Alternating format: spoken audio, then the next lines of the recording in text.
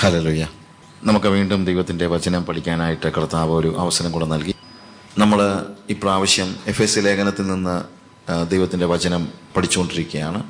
നമ്മൾ തുടക്കത്തിൽ തന്നെ പറഞ്ഞൊരു കാര്യമുണ്ട്. ദൈവത്തിൻ്റെ മനസ്സിലെ ഒരു വലിയൊരു ഹിതം, ഇഷ്ടം എന്താണ് എന്നുള്ളതിനെക്കുറിച്ച് പറഞ്ഞുകൊണ്ടാണ് നമ്മൾ തുടങ്ങിയത്. അത് മറ്റൊന്നുമല്ല, സ്വർഗത്തിലും ഭൂമിയിലുള്ള സകലതും ക്രിസ്തുവിൽ ഒന്നായിത്തീരുക എന്നുള്ളതാണ്. ആ ഒന്നാക്കുന്ന ആ ഒരു അനുഭവം, ആ യൂണിയൻ, അത് മറ്റ് മതങ്ങളിൽ പറയുന്നതിലുള്ള യൂണിയൻ അല്ല. പ്രത്യേകത എന്താണ്?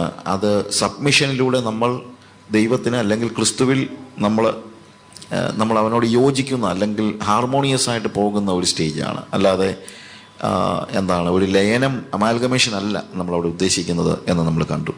ആ ബന്ധം അവിടെ നമ്മൾ വായിക്കുമ്പോൾ ആദ്യം തന്നെ വായിച്ചതാണ് ക്രിസ്തുവിൽ പിന്നെയും ഒന്നാക്കുക എന്നുള്ളൊരു വാക്കാണ്. പിന്നെയും എന്ന് പറയുമ്പോൾ നമ്മൾ ആദ്യത്തെ ദിവസം കണ്ട കാര്യമുണ്ട്.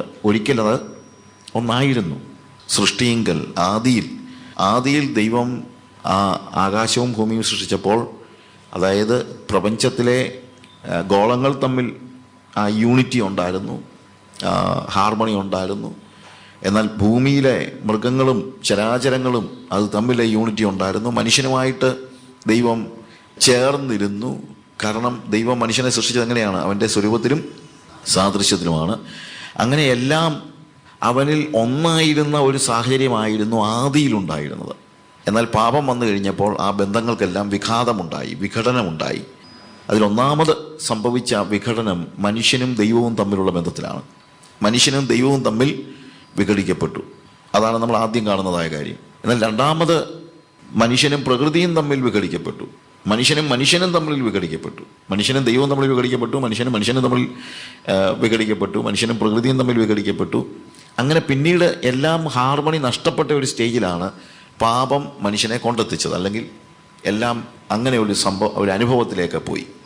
എന്നാൽ യേശുക്രിസ്തു വന്നത് എന്തിനാണെന്ന് ചോദിച്ചാൽ, വീണ്ടും ഇതിനെയെല്ലാം, ആ നഷ്ടപ്പെട്ട ബന്ധങ്ങളെ വിളക്കി ചേർക്കുന്നതിന് വേണ്ടിയാണ്. അതിലാദ്യം നഷ്ടപ്പെട്ടത് മനുഷ്യനും ദൈവവും തമ്മിലുള്ള ബന്ധമായതുകൊണ്ട് ആദ്യം റീഗെയിൻ ചെയ്യേണ്ടതും എന്ത് തന്നെയാണ്? മനുഷ്യനും ദൈവവും തമ്മിലുള്ള ബന്ധമാണ്.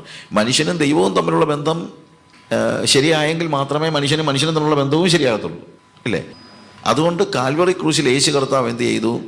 തൻ്റെ രക്തത്താൽ അവൻ മനുഷ്യരെ ദൈവത്തോട് അടുപ്പിച്ചു. നീതിമാനായ ദൈവവും അശുദ്ധനായ മനുഷ്യനും തമ്മിൽ യാതൊരു രീതിയിലും, വിശുദ്ധനായ ദൈവവും അശുദ്ധനായ മനുഷ്യനും തമ്മിൽ യാതൊരു യോജിപ്പും ഇല്ലാതിരുന്നൊരു സാഹചര്യത്തിൽ യേശു കർത്താവ് കാൽവറി ക്രൂശിൽ മരിച്ച് അവൻ്റെ രക്തത്താൽ, അതുകൊണ്ടാണ് എഫെസ്യ ലേഖനത്തിൽ അവൻ്റെ രക്തത്താൽ നമുക്ക് പാപമോചനം എന്ന വീണ്ടെടുപ്പ് ഉണ്ട്. അപ്പോൾ അവൻ നമ്മളെ പാപങ്ങളിൽ നിന്ന് വീണ്ടെടുത്തു. അങ്ങനെ വീണ്ടെടുത്ത് നമ്മളെ നീതീകരിച്ചതിന് ശേഷമാണ് നീതിമാനായ ദൈവവുമായിട്ട് അവൻ ബന്ധിപ്പിക്കുന്നത്. അല്ലെങ്കിൽ പിതാവായ ദൈവത്തിൻ്റെ കയ്യിൽ ആ കരം ചെല്ലത്തില്ല. അതുകൊണ്ട് നമ്മളെ പിതാവുമായി ബന്ധിപ്പിക്കേണ്ടതിന് അവനെ തൻ്റെ സ്വന്തം രക്തം കൊണ്ട് നമ്മളെ വിലയ്ക്ക് വാങ്ങേണ്ടി വന്നു, വീണ്ടെടുക്കേണ്ടി വന്നു എന്നുള്ളതാണ് നമ്മൾ കാണുന്നത്. എന്നാൽ മനുഷ്യനെയും ദൈവത്തെയും തമ്മിൽ ബന്ധിപ്പിച്ചതുപോലെ തന്നെ ക്രൂശിൽ ശത്രുപക്ഷത്തായിരുന്ന ഭൂമിയിലെ വ്യത്യസ്ത ജനതകളെയും അവൻ യോജിപ്പിച്ചു. അതാണ് നമ്മൾ എഫെസ്യ ലേഖനത്തിൽ വീണ്ടും കാണുന്നത്. ഇരുപക്ഷത്തെയും അവൻ എന്താക്കി? ഒന്നാക്കി തീർത്തു. മനുഷ്യനെയും ദൈവത്തെയും ഒന്നാക്കി തീർത്തു. ഇരുപക്ഷത്തെയും, വ്യത്യസ്ത ജാതിയിൽപ്പെട്ട ആളുകളെയും അവൻ എന്ത് ചെയ്യുന്നു? ഒന്നാക്കി തീർത്തു. ക്രിസ്തുവിൽ ഇനി ജാതിയില്ല, മതമില്ല, വർഗമില്ല, വർണ്ണമില്ല, ഒന്നുമില്ല. എല്ലാം ഒന്നായി ചേർന്നിരിക്കുകയാണ്, ഒന്നായി തീർന്നിരിക്കുകയാണ്. അപ്പോൾ ഭൂമിയിൽ വെച്ച് തന്നെ എന്താണ്? ദൈവവും മനുഷ്യനും തമ്മിലുള്ള ബന്ധവും മനുഷ്യനും തമ്മിലുള്ള ബന്ധവും യേശു കർത്താവ് പുനഃസ്ഥാപിച്ചു, ഒന്നായി തീർന്നു. പിന്നീട് നമ്മൾ ദൈവവും മനുഷ്യനും തമ്മിലുള്ള ബന്ധത്തിലെ കൂടുതൽ ആസ്പെക്ട്സ് നമ്മൾ പഠിച്ചപ്പോഴത്തേക്ക് നമ്മൾ കണ്ട ഒരു കാര്യമുണ്ട്. എന്ത്? ആ ഒന്നാവുക എന്നുള്ളത് മനസ്സിലാകുന്നത് കർത്താവ് തന്നെ പറഞ്ഞു. കർത്താവ് പരിശുദ്ധാത്മാവിനെ നമ്മുടെ ഉള്ളിൽ തന്നു. പിതാവ് വീണ്ടെടുപ്പിന് വേണ്ടി പുത്രനെ നൽകി. വീണ്ടെടുക്കാൻ വേണ്ടി പുത്രനെ നൽകി. അവൻ തൻ്റെ രക്തത്താൽ നമ്മളെ വീണ്ടെടുത്തു. എന്നാൽ വീണ്ടെടുപ്പ് നാളിനായി പരിശുദ്ധാത്മാവിനെ നൽകി. എന്താണെന്ന് ചോദിച്ചാൽ, വീണ്ടെടുത്ത് കഴിഞ്ഞിട്ട് നമ്മളെ വെറുതെ വിടുകയാണെങ്കിൽ നമ്മൾ വീണ്ടും, ഞാൻ പലപ്പോഴും പറയും, ഒരു കുഴിയിൽ നിന്ന് രക്ഷിച്ചേച്ച് രക്ഷകനെ ഉപേക്ഷിച്ചിട്ട് പോയാൽ മറ്റൊരു കുഴി വീഴും, അത്രയേ ഉള്ളൂ. അതുകൊണ്ട് അങ്ങനെ സംഭവിക്കാതിരിക്കാൻ നമ്മളെ വീണ്ടെടുപ്പ് നാളിനായി, അതായത് നമ്മുടെ സമ്പൂർണമായ, ഇപ്പോൾ ഭൂമിയിൽ നമ്മൾ ഇതൊന്ന് തുടങ്ങിയിട്ടേ ഉള്ളൂ. കാലസമ്പൂർണതയിൽ ഈ ഒന്നാകുന്ന പദ്ധതി ഒന്ന് തുടങ്ങിയിട്ടേ ഉള്ളൂ. എന്നാൽ കാലസമ്പൂർണത എന്നാണ്? യേശുക്രിസ്തുവിൻ്റെ ആദ്യത്തെ വരവിൽ തന്നെ കാലസമ്പൂർണത തുടങ്ങി. അതുകൊണ്ടാണ് കാലസമ്പൂർണതയിൽ ദൈവം സ്ത്രീയുടെ സന്തതിയായി തൻ്റെ പുത്രനെ അയച്ചത്. അന്നേ കാലസമ്പൂർണത തുടങ്ങിയതാണ്. പക്ഷേ ഈ കാലസമ്പൂർണത കാലസമ്പൂർണതയുടെ പൂർത്തീകരണം നടക്കുന്നത് യേശുവിൻ്റെ ഒന്നാമത്തെ വരവിലല്ല, യേശുവിൻ്റെ രണ്ടാമത്തെ വരവിന് ശേഷമാണ്. അന്നത്തേക്ക് ആ ലെവലിൽ വീണ്ടെടുപ്പ് പൂർത്തീകരിക്കപ്പെടുന്നതായ നമ്മുടെ ശരീരത്തിൻ്റെ ഉൾപ്പെടെയുള്ള വീണ്ടെടുപ്പ്, പ്രകൃതിയുടെ വീണ്ടെടുപ്പ്, ഇതെല്ലാം ഇനിയും കിടക്കുകയാണ്. പ്രകൃതി ഇപ്പോൾ വീണ്ടെടുക്കപ്പെട്ടിട്ടില്ല, ശരീരം വീണ്ടെടുക്കപ്പെട്ടിട്ടില്ല. അങ്ങനെ നമ്മുടെ ശരീരത്തിൻ്റെയും പ്രകൃതിയുടെയും എല്ലാം വീണ്ടെടുപ്പ് ബാക്കി കിടക്കുകയാണ്. എന്നാൽ അന്ന് എന്ത് സംഭവിക്കും? സ്വർഗത്തിലും ഭൂമിയിലുമുള്ള സകലവും ക്രിസ്തുവിൽ ഒന്നായിത്തീരും. അതുവരെ നമ്മളെ കൊണ്ട നടക്കാൻ ദൈവം തൻ്റെ പരിശുദ്ധാത്മാവിനെ കൂടെ നൽകിയിരിക്കുകയാണ്. ആ പരിശുദ്ധാത്മാവിനെ നമ്മുടെ ഉള്ളിലാക്കിയിരിക്കുന്നു. പരിശുദ്ധാത്മാവിനെ മാത്രമല്ല, പരിശുദ്ധാത്മാവിനെ ഉള്ളിലാക്കി നമ്മളെ ഒന്ന് ശുദ്ധീകരിച്ച് പിതാവും പുത്രനും കൂടെ വന്ന് നമ്മിൽ വാസം ചെയ്യുന്ന കാര്യമാണ് യോഹന്നാന്റെ സുവിശേഷം 14-ാം അധ്യായത്തിൽ കർത്താവ് പറയുന്നത്. ഞങ്ങൾ വന്ന് അവൻ്റെ ഉള്ളിൽ വാസം ചെയ്യും. അപ്പോൾ പരിശുദ്ധാത്മാവ് ഓൾറെഡി വാസം തുടങ്ങി. പിതാവും പുത്രനും കൂടെ വന്ന് വാസം ചെയ്യുന്ന ത്രിയേക ദൈവം നമ്മുടെ ഉള്ളിൽ വസിക്കുന്ന, ഒന്നായിത്തീരുന്ന, അതാണ് ഒന്നായിത്തീരുക, ഉള്ളിൽ വസിക്കുക, ഒന്നായിത്തീരുന്നതായ ഒരു സ്റ്റേജ്. അങ്ങനെ ദൈവവും മനുഷ്യനും തമ്മിലുള്ള ബന്ധം അതിനെക്കുറിച്ച് നമ്മൾ ഗ്രഹിക്കണം. രണ്ടാമത് മനുഷ്യനും തമ്മിലുള്ള ബന്ധത്തെക്കുറിച്ച് നമ്മൾ ഗ്രഹിക്കണം. മൂന്നാമത് ദൈവവും സഭയും തമ്മിലുള്ള ബന്ധം, അതും നമ്മൾ പഠിച്ചു. എന്തിനു വേണ്ടിയാണ് ദൈവം സഭയെ, അല്ലെങ്കിൽ സഭ മുഖാന്തരമാണ് ഈ മുഴുവൻ കാര്യങ്ങളും ദൈവം ചെയ്യുന്നത് എന്നുള്ളതിനെക്കുറിച്ച് നമ്മൾ പഠിച്ചു. ഈ സഭയിൽ ദൈവം വെച്ചിരിക്കുന്നതായ ആ ഓഫീസസും, അതുപോലെ സഭ ഈ ഭൂമിയിൽ സഭയായിരിക്കുമ്പോൾ അവൻ അതിനെ ഡിസൈൻ ചെയ്ത് വെച്ചിരിക്കുന്ന അതിനെക്കുറിച്ചുള്ള ബോധ്യം നമുക്ക് ഉണ്ട്. എന്നാൽ അതിനും അപ്പുറത്ത് ഈ സഭയിലുള്ള വിശ്വാസികൾ അന്യോന്യം എങ്ങനെ ആയിരിക്കണമെന്നുള്ളതും നമ്മൾ പഠിച്ചു.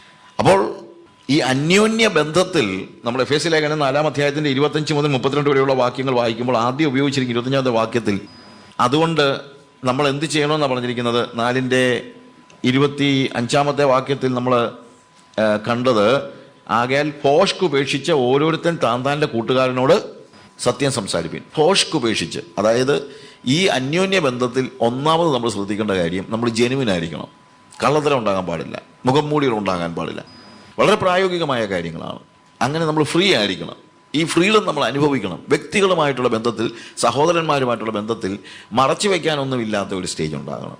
ഇന്നത്തെ ഹൈഡിങ് ഇന്നെല്ലാവരും എല്ലാവരും അവരവരുടെ ലോകത്തിലാണ്. ആ ഒരു ലോകത്തിലെ ഒരു സ്റ്റേജ്. ആദ്യത്തെ ദിവസം തന്നെ ഞാൻ പറഞ്ഞു, ഇന്നിപ്പോൾ റിലേഷൻസ് ഇല്ല. എല്ലാവർക്കും അവരവരുടെ ലോകത്തിലെ കയറിയിരിക്കുകയല്ല, അത് വേറൊരു ലോകം അവർക്ക് ഇല്ല. എൻ്റെ ലോകത്തിലേക്ക് ആരെയും കയറാൻ ഞാൻ സമ്മതിക്കത്തുമില്ല. ഞാൻ ആരുടെ ലോകത്തിൽ കയറത്തുമില്ല, എൻ്റെ ലോകത്തിലേക്ക് കയറാൻ ആരെയും സമ്മതിക്കത്തുമില്ല. അങ്ങനെ ഒരു റിലേഷനും ഇല്ലാതെ ജീവിക്കുന്നതായ ഒരു സമൂഹത്തിൻ്റെ മധ്യത്തിൽ വിശ്വാസികൾ അന്യോന്യം എങ്ങനെയുള്ളവരായിരിക്കണം? ഭോഷ്ക് വിട്ട് എന്ത് ചെയ്യണം? ഭോഷ്ക് ഉപേക്ഷിച്ച് ഓരോരുത്തരും തൻ്റെ കൂട്ടുകാരനോട് സത്യം സംസാരിപ്പിൻ. നാം തമ്മിൽ അവയവങ്ങളല്ലോ, അവയവത്തിൻ്റെ 2 അവയവങ്ങൾ തമ്മിൽ എങ്ങനെ ബന്ധപ്പെട്ടിരിക്കുന്നോ അതുപോലെയുള്ള ബന്ധം നമുക്ക് അന്യോന്യം ഉണ്ടായിരിക്കണം. അവയവങ്ങളുടെ പ്രത്യേകത ഞാൻ പറഞ്ഞു. ഒരവയവം ഒരിക്കലും മറ്റൊരു അവയവത്തോട് കള്ളം പറയത്തില്ല. ഒരവയവം ഒരിക്കലും മറ്റൊരു അവയവത്തോട് കള്ളം പറയത്തില്ല. ഓരോ അവയവങ്ങളും തലയുമായി ബന്ധപ്പെട്ടിരിക്കുന്നത് കൊണ്ട് ഓരോ അവയവത്തിൻ്റെയും പ്രവൃത്തിയെ കോർഡിനേറ്റ് ചെയ്യുന്നത് ആരാണ്? ഈ തലയാണ്. ഇതുപോലെ ക്രിസ്തു സമ്പൂർണമായും നമ്മളെ നിയന്ത്രിക്കുന്നതായ ഒരു സ്റ്റേജിൽ ഒരവയവത്തിന് മറ്റൊരു അവയവത്തോട് കള്ളം പറയേണ്ട കാര്യമില്ല. കാര്യം അത് പറ്റത്തുമില്ല. കാര്യം ഇതിനെ രണ്ടിനെയും കോർഡിനേറ്റ് ചെയ്യുന്ന ഒരു വ്യക്തിയുണ്ട്. നമ്മൾ കമ്പ്യൂട്ടർ ലാംഗ്വേജ് പറഞ്ഞു കഴിഞ്ഞാൽ ഒരു സെർവറുമായിട്ട് ബന്ധപ്പെടുത്തി പല ഡിവൈസസ് വെച്ച് കഴിഞ്ഞാൽ എല്ലാ ഡിവൈസിലും എന്ത് ചെല്ലുന്നു?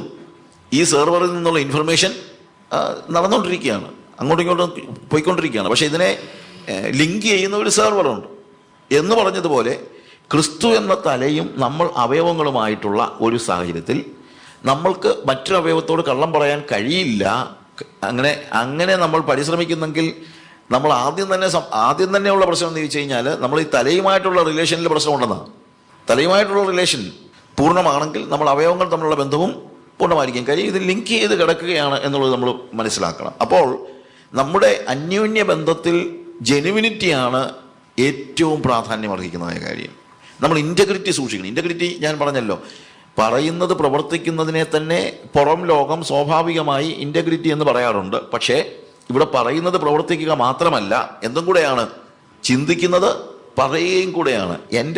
എൻ്റെ thoughts and deeds and words ഒരേപോലെ ആയിരിക്കുമ്പോഴാണ് എനിക്ക് ഇൻറ്റഗ്രിറ്റി എന്ന് പറയാൻ പറ്റുന്നത്. എന്നാൽ ഇൻറ്റഗ്രിറ്റി ക്രിസ്ത്യൻ വേയിൽ പറയുമ്പോൾ കുറേ കൂടെ ഡീപ്പാണ്. അതിനെന്ന് വെച്ച് കഴിഞ്ഞാൽ എൻ്റെ ഇന്നർ ബീയിങ്ങും കൂടെ ഇതിൻ്റെ ഭാഗമാകുമ്പോഴാണ്.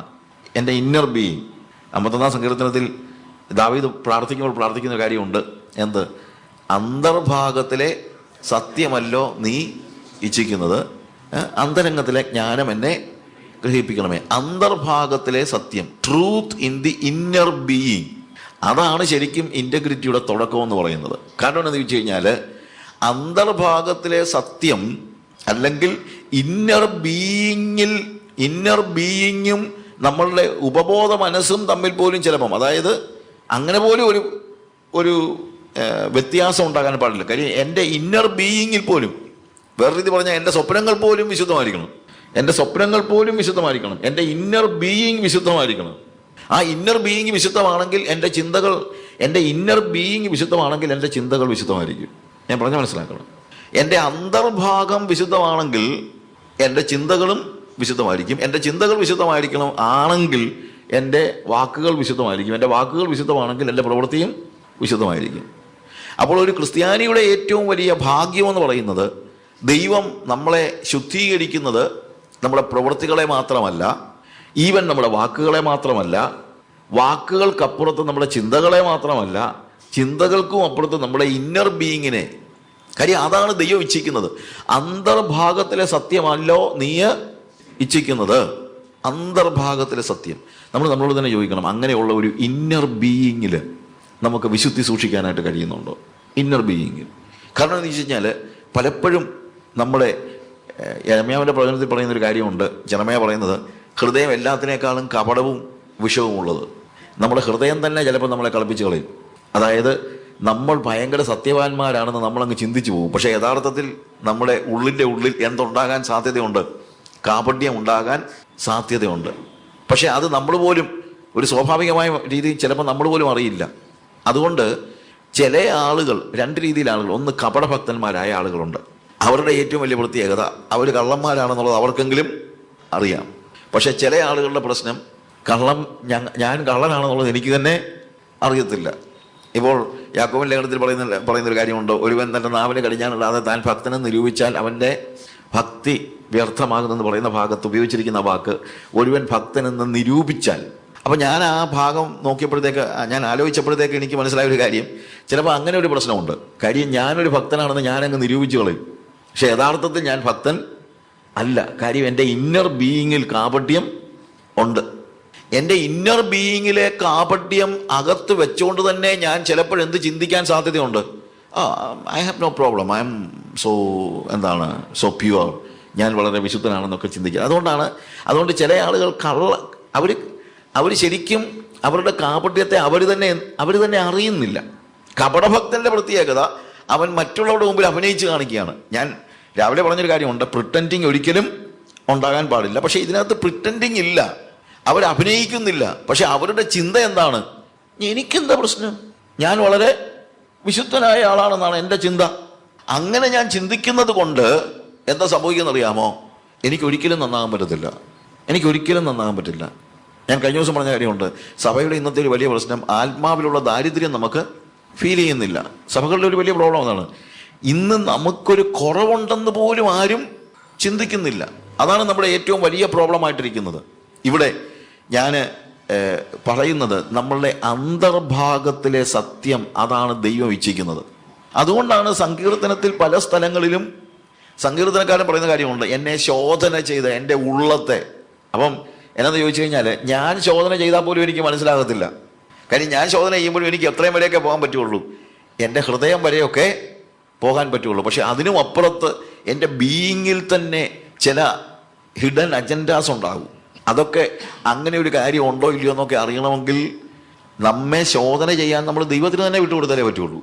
അങ്ങനെ ദൈവത്തിന് വിട്ടുകൊടുത്തില്ലെങ്കിൽ പറ്റത്തില്ല. കാര്യം വിട്ടുകൊടുക്കുകയാണെങ്കിൽ ദൈവം പറയും, കുഞ്ഞെ, നിന്റെ ഹൃദയത്തിൻ്റെ ഉള്ളിൽ ഇങ്ങനൊരു പ്രോബ്ലം കിടപ്പുണ്ടെന്ന് കർത്താവ് നമ്മളോട് സംസാരിക്കും. അവിടെ നിന്ന് തൊട്ട് പ്യൂരിറ്റി സൂക്ഷിക്കുമ്പോഴാണ്. അതുകൊണ്ടാണ് ഹൃദയശുദ്ധിയുള്ളവർ ഭാഗ്യവാന്മാർ, അവർ ദൈവത്തെ കാണും. അവിടെ ഹൃദയശുദ്ധി എന്ന് പറയുന്നത് നമ്മുടെ ചിന്തകളിലുള്ള ശുദ്ധി മാത്രമല്ല, ആഴത്തിലുള്ള ശുദ്ധി. ഇന്ന് വാസ്തവത്തിൽ ആവശ്യമായിരിക്കുന്ന അതാണ്. അതിനുവേണ്ടി എല്ലാവരും പ്രാർത്ഥിക്കേണ്ടതാണ്. ആഴത്തിലുള്ള ഒരു വിശുദ്ധി നമുക്ക് വേണം, ഏറ്റവും ആഴത്തിലുള്ള വിശുദ്ധി. നമ്മുടെ ബീയിങ്ങിൽ പോലും ഒരു കള്ളത്തരമില്ലാത്തൊരവസ്ഥ.